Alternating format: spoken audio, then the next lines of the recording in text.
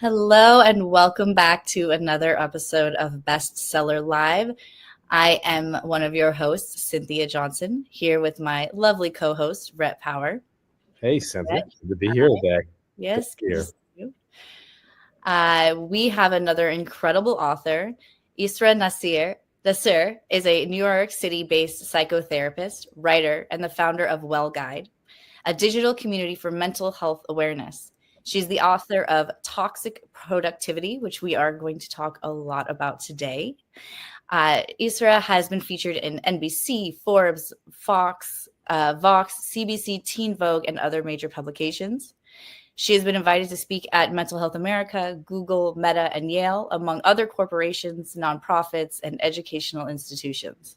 She sits on the Mental Health Advisory Board for PopSugar via Vox Media and the menstrual health product and advocacy brand August. Welcome. It's so great to have you. Thank you for having me and for the lovely introduction. You're doing so much. But also there's so many wonderful things that I care about. So I'm really excited to dive in. Yeah, I'm excited for this conversation as well. You're not busy at all. Let's dive in. I love the way you frame this, reclaim your time and emotional energy in a world that always demands more. And I, that's the subtitle of the book, Toxic Productivity. When I read this, particularly the title, I instantly think I got it. Like, I have worked in so many places where there is this toxic drive to do more with less, to push. So, but I got to ask you, what do you mean by, like, when you talk about time, like toxic productivity, what does that mean, and how do you define it, and why is it so pervasive today? So toxic productivity is a mindset. It's like a frame of mind or a perspective that we have about our life, in which we are looking at our life through the lens of outcome and achievement. So we become very centered on everything being outcome driven. And so we become so singularly focused on doing more and only doing the things that will give us that outcome that we want in such a way that our health, our wellness, our emotions, our relationships, joy, creativity, all of those things become secondary. We deprioritize them. And as we are kind of building our life around outcome and achievement, our self-worth, which is how good you feel about yourself and your sense of belonging in the world, becomes tied to the outcome. And how good you feel about yourself then just becomes external to you. And so you're constantly chasing this feeling of belonging and acceptance through your achievement, but not really paying attention to the other areas of life that are equally, if not some more important. Yeah, that makes sense. Thank you. Yeah. And it's interesting. Sometimes you really just kind of have to take a step back with your ideas, because my original title for this was The Productivity Paradox, and the subtitle was How Toxic Productivity, something. And my publishers, bless their soul, were like, absolutely not. The title has to be Toxic Productivity. It immediately will help people understand what you're talking about. And I'm so glad that, they had that insight.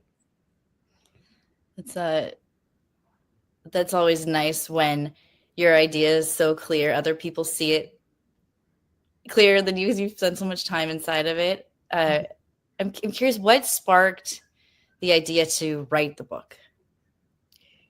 The reason I wrote this book is because I had ended up collecting a lot of research-based information from academic journals about this topic, because I was on an internal exploration about why I don't feel as good in my life, even though I had done all of the things that were expected of me.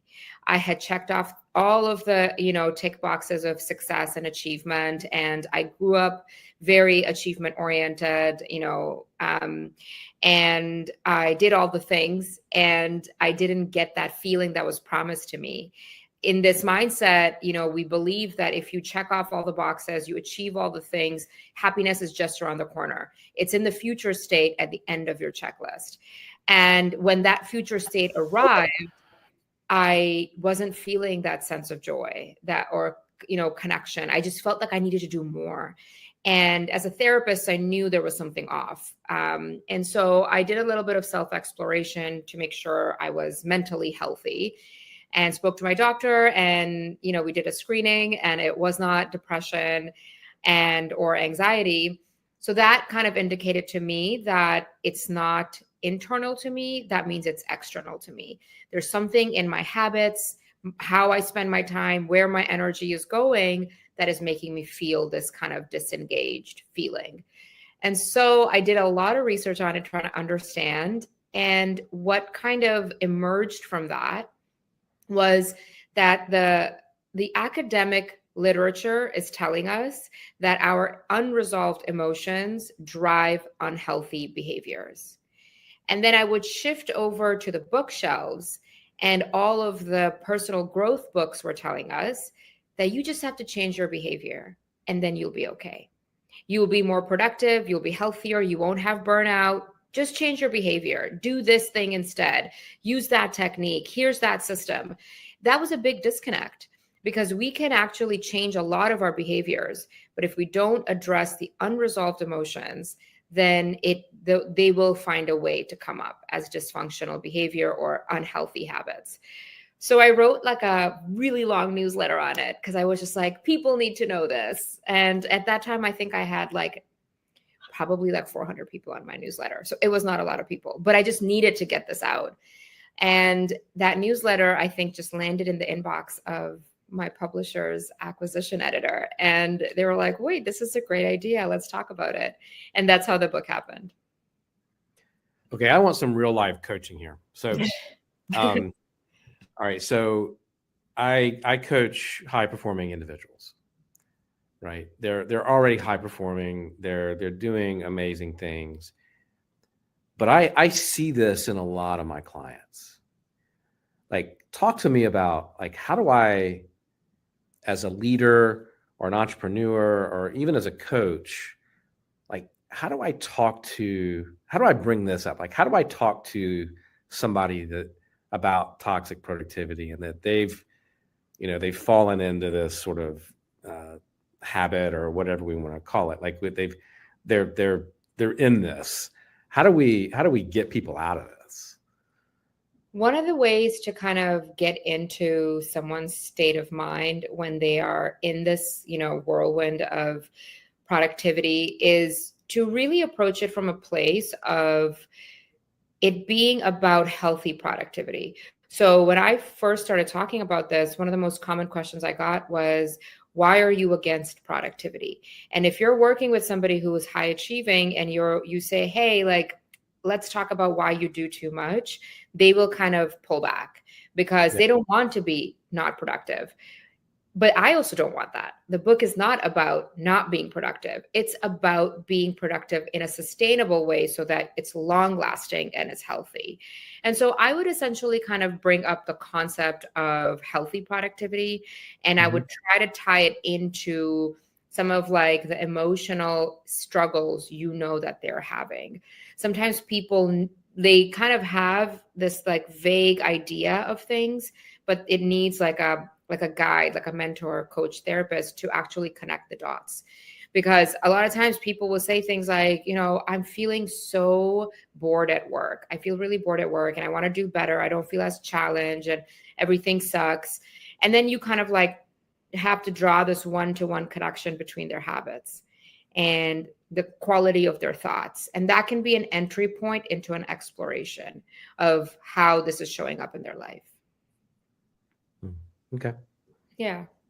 It's interesting. I love the quality of your thoughts, the way you are explaining this. Similar but different to Red. I work in personal branding, and we have a lot of people who come to us because they're high achievers and they have the story to tell. And what we've noticed is that they'll high achieve in every direction except the one they want to go, the one that they're the next level, I guess. Mm-hmm. And sometimes it feels like we're trying to figure out why they're so productive everywhere else, but with the thing that they've signed up to do. So I'm curious if the research leans into where you find productivity, and is there an avoidance of certain kinds? That's a really interesting question, and the human brain is so interesting. But I think that there are many ways that we use productivity as a way to avoid uncomfortable feelings. So if there is a specific direction somebody knows they need to go, that's a high stakes environment. So the fear of failure might get activated, right? Or the fear of not being good enough. And once that gets activated, different people react differently to fear. And some people will turn all of their direction to like something else, like all of their energy, and become productive in one area in order to justify not being productive in the area that is the high stakes place that will give you the fear of failure. So it's a way to not only avoid that, but you might notice that they're leaning into areas of their life where they might already have an advantage. They're already maybe good at it. It's familiar, so like the likelihood of failure is lower. And so it's a way to kind of mitigate those uncomfortable feelings. Okay. That makes a lot of sense to me. In the book, you talk about emotional energy and the difference between that and physical energy. Can you talk about why that's so crucial in the productivity conversation? The reason I think emotional energy, and I was so intentional about putting that word in there,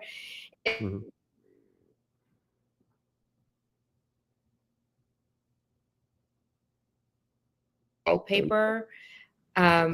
Sorry, there was a little bit of like a black screen. Yeah, we lost you. So let's start there. Let's start back. Am I back? Okay. Sorry. Cynthia was still there, but the two of us were like little black squares. So emotions are essentially like the wallpaper of our life. They are always there, and they impact our behavior, and they also impact our physical energy. They also impact our relationships, the choices we make. And so it's really important that we put our emotions in a space where they feel replenished, and we're not constantly battling with unresolved emotions or uncomfortable emotions, because that is incredibly draining. And one part of why somebody can feel burnout is that experience of resentment. And resentment comes from that emotion of dissatisfaction and anger kind of mixed together. And unresolved emotions, or emotions that you avoid, can really bring you down.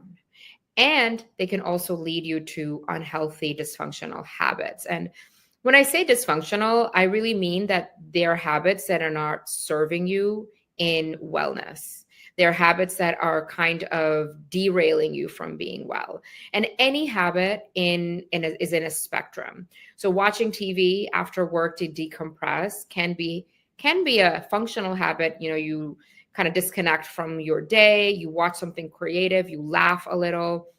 But if you binge watch for 4 hours after work and then just go to sleep and don't engage in anything else, that habit becomes dysfunctional. And so to me, even when we think about productivity and toxic productivity or healthy productivity, it's not about eliminating anything. It's about making sure whatever you are doing is balanced and purposeful to you in your goals. Okay, that makes a lot of sense. Yeah, I've even noticed myself, whenever I work through something, the less I want to do any of those things. It seemed like I had to do them before. Mm-hmm. You also run WellGuide. So was WellGuide created before the book, with the book? Tell us a little bit about that. WellGuide is going to be 5 years old in a couple of months. So prior to 2020, I used to do in-person workshops. And then, of course, pandemic happens, everything shuts down. And my newsletter was still a thing I used to do. And I love long form writing. But my friend who worked in, social media, digital marketing said, if you really want to create a presence, then Instagram is a really powerful tool to get your message out there. And, it's a really good way to get people into your newsletter. And, she was just kind of like giving me this little 101 because everybody was at home. And I kind of took it as a challenge. So that's how WellGuide, the Instagram page, started. But prior to that, it was a newsletter and it still is. And, I used to do a lot of corporate speaking and wellness speaking before as well. And in starting an Instagram account, I really was able to challenge myself to learn new skills. I did not know anything about this world at all, the graphics, the marketing, all of it. So it was a really good personal challenge as well. It was really fun. I was just having that conversation with somebody about how you've got to learn that whole skill set when you get on these platforms. Talk a little bit about. I'm fascinated by the idea of, how if you can change this to positive productivity. How do you reclaim time and emotional energy? Can you give us some practical steps listeners can take? Because I want people to like walk away from here and know that they've got a couple of things that they can, and if they recognize these traits in themselves, I want to give them a couple of takeaways. The most important takeaway is for people to become aware of where their time and energy is going. In order for you to reclaim it and feel a little bit less overwhelmed or burnt out, it's really helpful to do an audit. Like I call it a time energy audit, to kind of take stock of the last 3 weeks or 4 weeks of your life and make a really, easy list of everything that you've committed to, everything that you do in your personal life or at work, wherever, and ask yourself 2 questions. Like, did I have to do this? And it make me feel good afterwards. And I think that can help you realize, once you look at this, that you will realize that there are some things that don't make you feel good and you actually didn't have to do them. Like in retrospect, you can analyze it and say, wow, I didn't have to do this. Somebody else could have done it. I didn't have to do it. I could have delegated it or pushed it or postponed it or really just removed it. And so by doing this audit, you realize that there might be some things that are non-essential that you continue to do that don't make you feel good. And if you can remove them, you're opening up time, and it's not a drain on your emotional resources either. So that's the first thing. Like, you can take like a Saturday morning. It only takes about half an hour, make a coffee, put some music on, and just block out that 30 minutes to reflect on your calendar. To me, that was transformational because I realized that I was saying yes to so many things that I didn't need to, that were not helpful for me or beneficial to me or moving me towards any kind of goal, whether a productivity goal or a wellness goal or a happiness goal. And it was draining me, and I kept like dragging myself to these places. And so once I realized that pattern, it helped me be in more agency in my life. I was able to take back some of that control, say no to certain things, and open up space for others. So that's a really good way to do it. Another thing you can do, if you really want to kind of reclaim some of this, is see if there's any way in your life. And on the outset, this feels like a big ask because I know we're all busy and like lives are full. But if there's any way that you can add something that is a non-productivity oriented activity to your life, it is genuinely something that it like unlocks something in us. Because I think a lot of us stay away from not doing productive things because we are just unfamiliar with the joy that it brings us. Because the last time we just were playful and were running around was probably in school, right? And then we get into like post-secondary and work and marriage and long-term partners and children and pets and elder parents and bills. We forget that feeling. And so we just become unacquainted with the joy of being present. And being present becomes a task. You're like, oh, I have to meditate. Oh my God, I have to journal. So if you can bring one activity once a month that is not productivity oriented, it will start to shape your like time a little differently. Oh, that's great. I love that. Thank you. This might be another fear question. I'm telling you too much without telling you about myself. How do you suggest anyone going through this process of releasing, toxic productivity to set those boundaries, both with ourselves and then with other people? Is there a process or I guess the real question is, is setting boundaries with ourselves the same as setting boundaries with other people? Okay. Yeah. I think setting boundaries with ourselves is the first step. It's the more important step because that gives us a place of foundation and grounding and connection. In order to set boundaries with yourself, you have to be familiar with your values. You have to know what feels good, what doesn't feel good. That's all internal work. A lot of us think that boundary setting is just external work and it's cutting people out and it's closing the door on relationships, but it's really not that. Boundaries are conversations that we have with people as a way to let them know what the safest way is to connect with us. But before we can do that, we have to do that with ourselves. Setting boundaries with yourself also means holding yourself accountable. And that's the most important piece when it comes to toxic productivity. So a boundary that you can set with yourself internally is I'm going to commit to 3 social things this week. Every week, I'm going to commit to 3 social things. That's a boundary you're setting inside. And so then you're required to be accountable to that. That requires you to reflect on everything that is coming your way so you can prioritize the 3 that you're going to commit to. And you have to show up for yourself. Before you can expect other people to do it, you have to do it yourself, right? It gives you a really strong sense of competence. And once you feel that self-competence, you start to trust yourself. And once you trust yourself, setting boundaries with other people becomes easier. Because the reason people fear setting boundaries with other people is they're afraid that the person who's setting the boundary, are not going to be able to tolerate the consequence. Someone's going to be disappointed in me. It's going to cause a conflict. I don't know what I'm going to say because there's this lack of self-trust.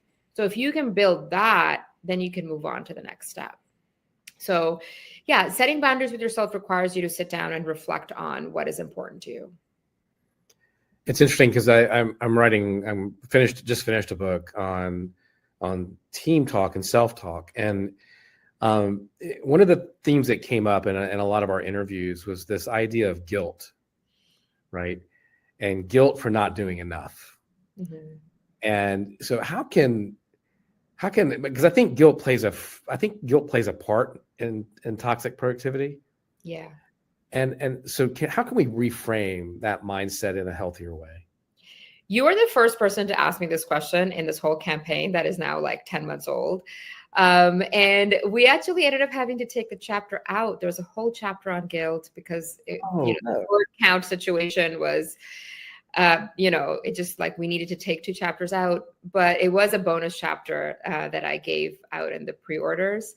But guilt is a really powerful emotion and it is an action-oriented emotion. That's why it fits so neatly with toxic productivity, because in order to alleviate guilt, you have to act, right? It's different from shame, where sometimes in order to alleviate shame, you can isolate and detract and kind of go inwards and kind of be in your own shame. Shame makes you very small.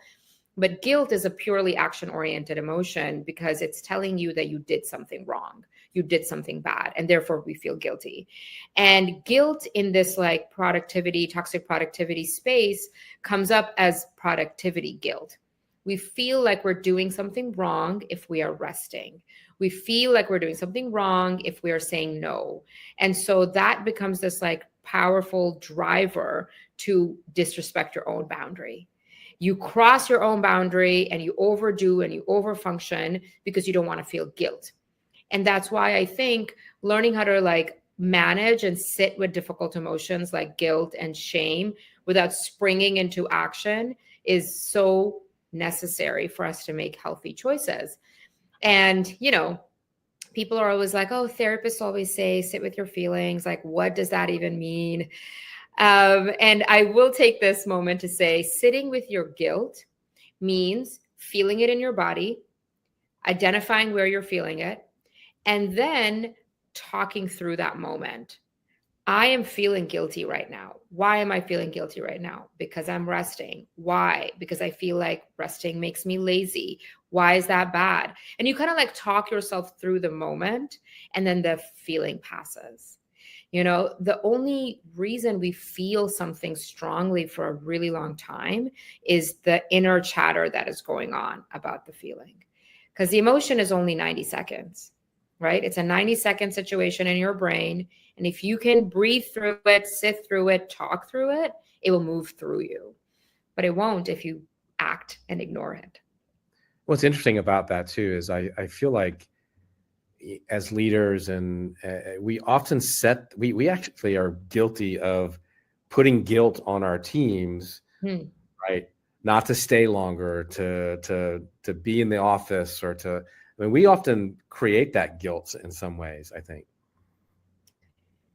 As in, like, by how we behave ourselves? Well, and the expectations that we set, and sometimes not even spoken, but right. You know, so I think, you know, I've worked in organizations where, you know, if you left at 5 o'clock, you weren't doing enough. Yes. Right. If you left at 6 o'clock, you still weren't doing enough. Like, the expectation was, you know, if you didn't answer an email at 10:30 at night, then you weren't committed. Yeah. Right. So I think we set that sometimes, that tone, without even knowing. Yeah, we set it by the way we behave, and then we set it also by kind of like expecting it from other people. And I think that especially like in the work culture, there is a lot of like misaligned connections between moralistic judgments and people's behaviors. So when somebody leaves at 5, there's a strong moralistic judgment from the system, not one individual person, that they're lazy. Right? They're lazy. You're not committed. You're not going to get the promotion because you're not committed. And that also happens internally, you know, when individual people struggle with this, is if you rest, you're unproductive, and that means you're lazy, you're not good enough. If you make a mistake, you're a failure. And so decoupling those moralistic judgments is really important by recognizing that our emotions they're kind of amoral. Our emotions don't really have a moralistic weight to it. And in workplaces, really focusing on the outcome instead of like the process through which you get there. So if someone's leaving at 5, but their deliverables are met, like, what are we doing? And so that's my thing with like reimagining the definition of productivity, right? It's not about the quantity of like time spent. It's really about the quality of the work that you output, and is it aligned with your values? Yeah. That's fantastic. I love that. Yeah, that's fantastic. That was the best way to sort of close this out, is like, you can, aligning even that with your values is something you wouldn't think about normally. Like what time you leave work. Yeah. It's very important. Very excited that you sent that email and wrote this book. I think the timing is so perfect based on what I've seen and personally been going through in the workspace, you know, over the past couple of years. And really thrilled to have you here. Could you let everyone know where they can get the book, subscribe to the newsletter, WellGuide, all of those things? So the hub is my website, which is israanasir.com, my full name.com. And that has a tab for the newsletter. The newsletter lives on Substack. But if you go to my website, you'll find all of the links there to my Instagram, which is WellGuide, my newsletter, which is on Substack, called the WellGuide. And then my book, you can get anywhere books are sold. So all of the, you know, Amazon and all of the things, but also indie bookshops, Barnes and Noble,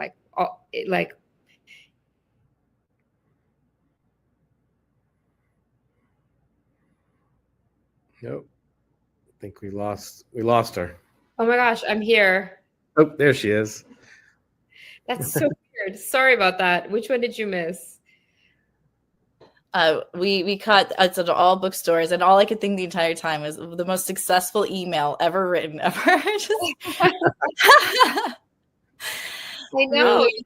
You never know who is watching. So if you have something to give to the world, if you have an idea or you know, you should not be afraid to put yourself out there. Honestly, I know it sounds so trite and like I'm sitting on a mountaintop, like in a monastery, but no, this is like really real. Like you actually have no idea who's watching your work and the things that you're passionate about, but you have to do them from a place of alignment.